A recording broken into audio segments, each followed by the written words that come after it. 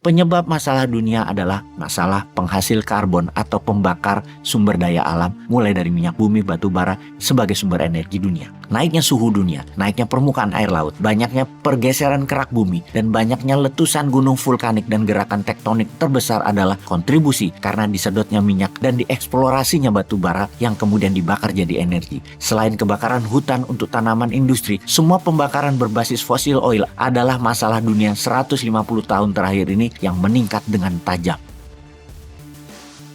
Kaca kadmium adalah karya anak bangsa yang mengagumkan. Sayangnya bukan karya anak bangsa Indonesia, tapi karya anak bangsa Tiongkok. Kaca tersebut dari bahan kadmium bisa mengubah sinar matahari menjadi listrik. Dengan ukuran kaca 45 x 45 cm persegi atau 1,9 meter persegi, bisa menghasilkan 280 kWh listrik dalam setahun. Kaca ini cukup tipis dan transparan sehingga bisa dipasang sebagai kaca jendela. Walaupun cahaya matahari redup, tetap bisa menghasilkan listrik. Kalau setiap rumah dipasang 10 lembar saja kaca tersebut, maka rakyat Tiongkok tidak perlu bayar listrik rumah lagi. High-tech ini untuk pertama kali ditemukan oleh ahli Tiongkok di tahun 2021 kemarin. Sangar ya teknologi kadmium di kaca rumah tadi. Sama halnya dengan apa yang dilakukan oleh tim di Solonya Mitra Bosman yang saat ini sedang melakukan apa yang ditargetkan untuk memproduksi low cost energy. Mengapa low cost energy ini menjadi penting? Karena kalau tidak digantikan sumber energi dunia seperti apa yang dilakukan saat ini, dunia akan cepat menuju kehancuran. Buktinya, rata-rata ada 500 bencana alam dalam setahunnya di dunia sekarang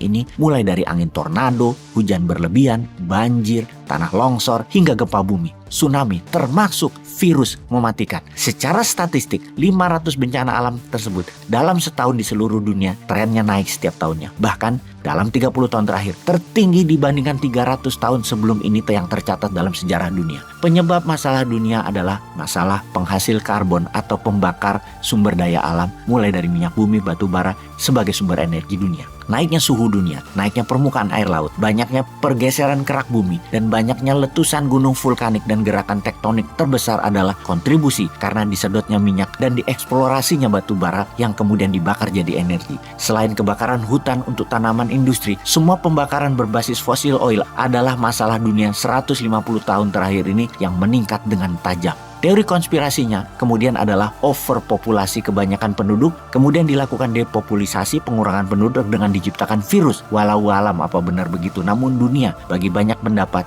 kelebihan penduduk dan kekurangan sumber energi yang kalau dipaksakan energi ini akan membuat kiamat dunia dalam 100 tahun lagi karena akan ada bencana yang besar setiap saat mengancam umat manusia. Lalu apa solusinya? Apa solusi pengganti energi konvensional, misalnya menjadi energi terbarukan atau bahkan menggunakan free energi tanpa sumber daya terbarukan seperti berbasis solar panel matahari atau angin atau air atau sampah atau PLTN-nya nuklir?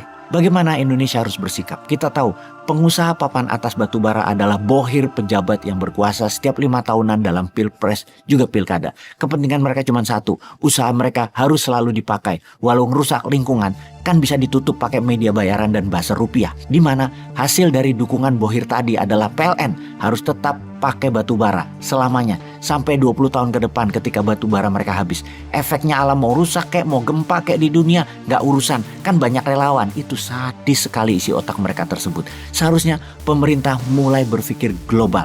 Jadilah pemimpin dunia untuk menyetop produksi karbon penyebab kehancuran lingkungan ini. Namun kita semua tahu masalah lingkungan adalah rapot merah pejabat saat ini. Selain rapot merah lainnya adalah masalah korupsi. Kita tahu pejabat tertinggi mungkin tidak korupsi, namun belum pernah korupsi memanfaatkan jabatan bisa dilakukan semudah seperti periode ini. Yang menjadikan penanggulangan korupsi adalah rapot merah pejabat saat ini. Bahkan bisa sampai 100 triliun ada di satu orang. Dan tetap sepi-sepi aja. Hebat ya. Kembali ke rapot merah pengurusan lingkungan oleh batubara yang dipakai untuk energi listrik 60% daya listrik Indonesia. Seharusnya tahun 2030 nol. Tidak pakai batubara sama sekali. Dan tiap tahun mulai sekarang harus turun 10%. Di mana seharusnya dulu di tahun 2025 Indonesia sudah nol pakai batubara kalau dimulai tahun 2015. Namun fulus mereka membuat saya berkuasa, bos. Saya tunda dulu deh. Enak menjabat itu, dipuja-puja dan tidak pernah salah tuh, enak bener.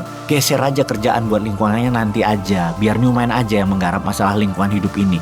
Kali gitu ya isi pikirannya. Yang jabat nanti di atas tahun 2024 pasti bete ngelihat apa yang dilakukan selama ini karena amburadul hutang negara yang bejibun juga berantakan birokrasi dan administrasi bernegaranya.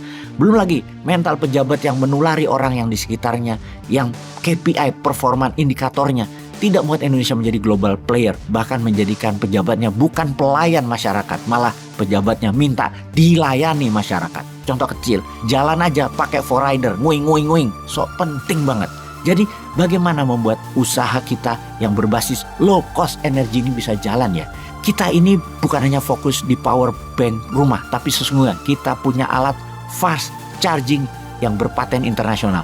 Kunci fast charging yang berbasis putaran magnet neodymium murni dicampur dengan kumparan koper super alloy plus emas menghasilkan lompatan listrik tinggi, menjadikan satu-satunya charger baterai tercepat yang kalau mobil Tesla perlu 3 jam ngecharge, pakai fast charging kita hanya 7 menit. Ini game changing. Pertanyaannya, maukah pemerintah membantu kami? Ya dibantu, misalnya ya dibantu dipermudah izin deh, atau dipermudah pendanaan. Dengan printing money boleh kok, kan ada underlying produknya. Pesanan power bank rumah udah banyak. Kalau enggak, gua ke Elon Musk nih.